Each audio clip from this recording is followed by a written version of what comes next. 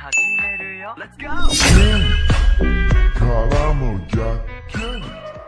Ooh, baby, I am banging by the rules. Everything look better when I view. Why you always in the mood? Messing around, acting brand new. I ain't tryna tell you what to do, but try to play it cool.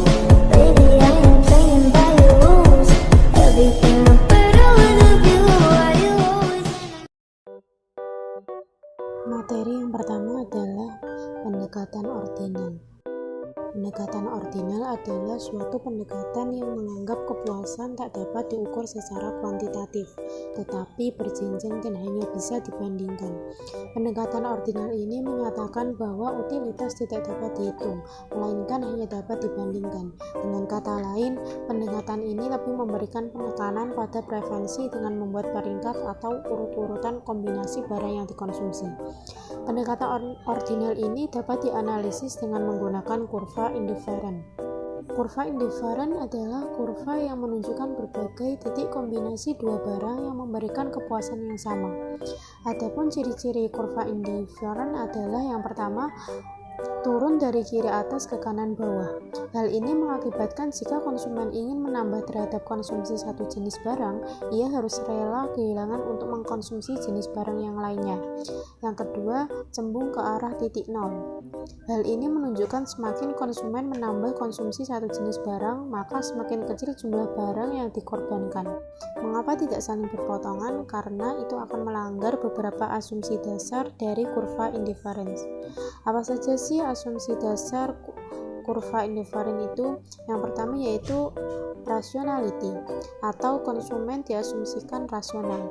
Artinya konsumen memaksimalkan utilitas dengan pendapatan pada harga pasar tertentu, dan konsumen dianggap mempunyai pengetahuan sempurna mengenai informasi pasar. Yang kedua, utility. Utility bersifat ordinal, artinya konsumen cukup memberikan ranking atau peringkat kombinasi mana saja yang ia sukai. Dengan demikian, konsumen tidak perlu memberikan satuan kepuasan terhadap barang yang dikonsumsi. Yang ketiga, menganut hukum diminishing marginal rate of substitution. Artinya, bila konsumen menaikkan konsumsi barang yang satu akan menyebabkan penurunan konsumsi barang yang lain, dan dapat digambarkan dengan kurva indifferent. Yang keempat, total utility yang diperoleh konsumen tergantung dari jumlah barang yang dikonsumsikan. Yang kelima, bersifat konsisten dan transitivity of choice, artinya bila barang A lebih disukai dari B dan barang B lebih disukai dari C, kesimpulannya bahwa barang A lebih disukai dari C. Materi yang ketiga yaitu sifat-sifat kurva indifferent. Yang pertama, kurva indifferent yang lebih tinggi lebih disukai daripada yang lebih rendah. Setiap konsumen biasanya lebih suka jika dapat mengkonsumsi barang dalam jumlah lebih banyak. Kurva indifferent yang lebih tinggi melambangkan ketersediaan barang lebih banyak daripada kurva di bawahnya. Yang kedua, ada kurva indifferent melengkung ke bawah. Konsumen bersedia menukarkan suatu barang jika ia memperoleh lebih banyak barang lain untuk mendapatkan kepuasan yang sama. Jika jumlah suatu barang berkurang, maka jumlah barang lain harus meningkat. Yang ketiga, kurva indifferent tidak saling berpotongan atau transitivity. Prinsip transitivity adalah jika dikatakan kombinasi A lebih disukai dari B dan B lebih disukai dari C, maka A mestilah lebih disukai dari C. Dengan dalil ini, maka kurva indifferent tidak ada yang berpotongan. Yang keempat, more is better, atau banyak lebih disukai dari sedikit. Seperti yang dilihat dalam kurva PPT ini, kurva indifferent yang berada pada sisi kanan lebih disukai, karena more is better atau banyak lebih disukai dari sedikit. Materi yang keempat yaitu marginal rate of substitution atau tingkat substitusi marginal.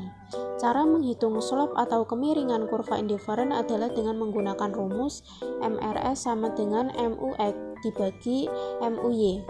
Adapun MUX sendiri yaitu marginal utility dari X dan MUY yaitu marginal utility dari Y. Jika ingin mencari MUX yaitu menggunakan rumus turunan TU dibagi turunan X. Sedangkan jika ingin mencari MUY yaitu turunan TU dibagi turunan Y. Garis anggaran adalah garis yang menunjukkan jumlah barang yang dapat dibeli dengan sejumlah pendapatan atau anggaran tertentu pada tingkat harga tertentu. Seperti pada gambar kurva yang pertama, yakni yang di sebelah kiri, di mana pergeseran garis anggaran A1 ke A2, naiknya jumlah Y dan jumlah X disebabkan oleh naiknya anggaran konsumen. Sementara pada gambar kedua, yakni yang di sebelah kanan, di mana pergeseran garis anggaran A1 ke A2, naiknya jumlah X dan jumlah Y disebabkan oleh turunnya harga barang X. Nah, selanjutnya kita akan belajar mengenai syarat mencapai kepuasan maksimum. Di sini dituliskan syarat untuk pemaksimalan kepuasan adalah setiap rupiah yang dikeluarkan untuk membeli unit tambahan dari berbagai jenis produk akan memberikan utilitas marginal yang sama besarnya. Sebelumnya aku mau tanya nih sama teman-teman semua. Teman-teman semua kalau membeli barang atau membeli suatu produk pastinya akan berharap produk tersebut sesuai dengan harga yang kita bayarkan kan? Kalau semisal harganya tinggi, berarti kualitas produknya bagus. Tapi kalau harganya rendah, berarti kualitas produknya juga rendah. Seperti itu ya. Nah, maksudnya di sini adalah setiap rupiah yang dikeluarkan untuk membeli unit tambahan dari berbagai jenis produk, yaitu kita membeli barang atau produk tersebut tadi ya, akan memberikan utilitas marginal yang sama besarnya. Utilitas marginal itu tadi sudah dibahas di depan, yaitu adalah teori kepuasan sama ya, kepuasan sama.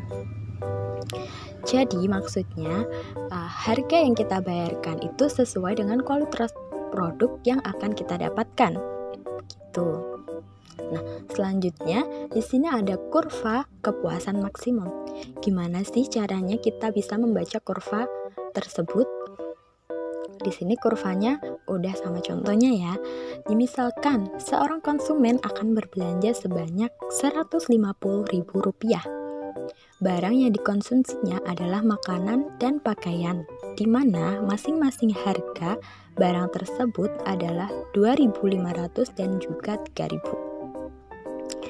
Tingkat kepuasan konsumen mencapai titik maksimum pada konsumsi kombinasi barang Y dan X yang terletak pada titik singgung antara garis anggaran dan kurva kepuasan sama dari konsumen yang bersangkutan.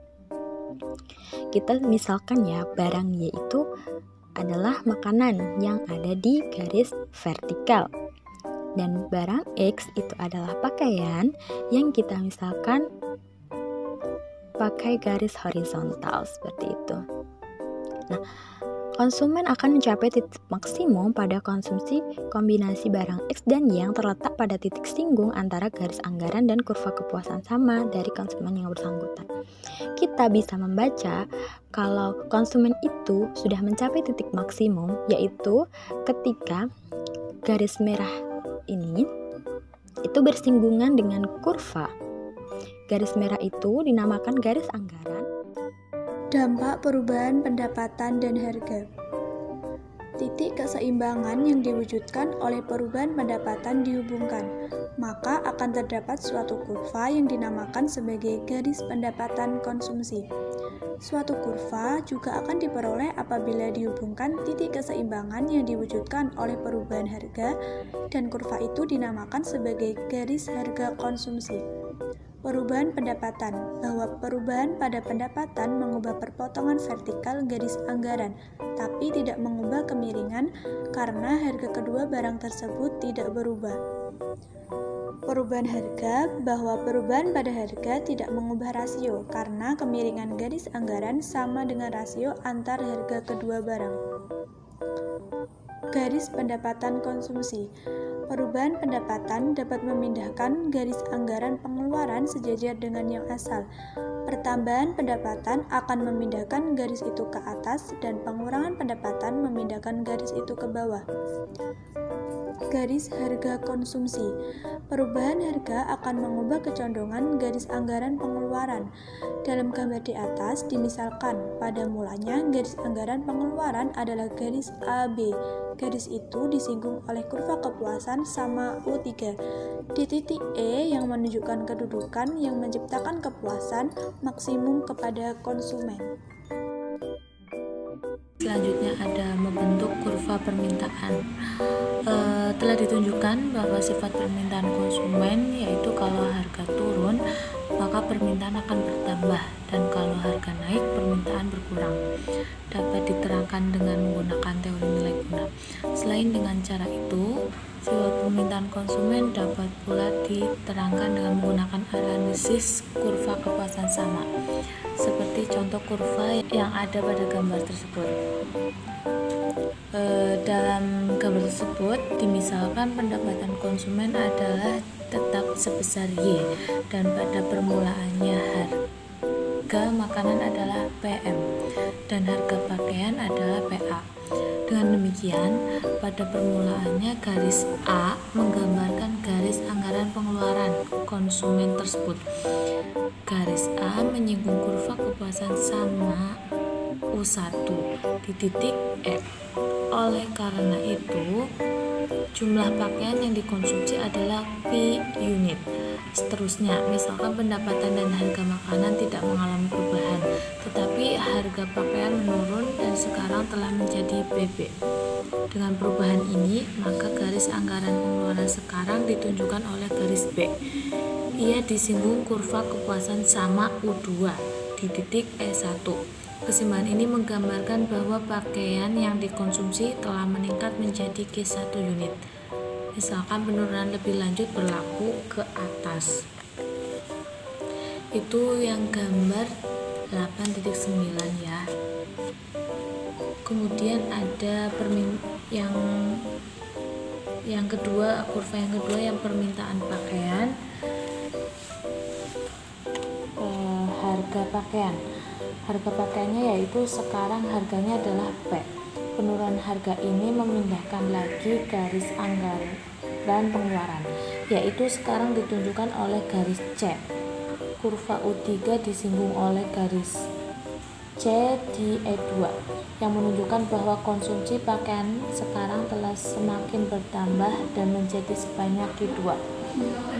Uraian yang baru saja dibuat ini menunjukkan bahwa perubahan harga pakaian mengakibatkan perubahan ke atas jumlah pakaian yang dibeli dan dikonsumsi.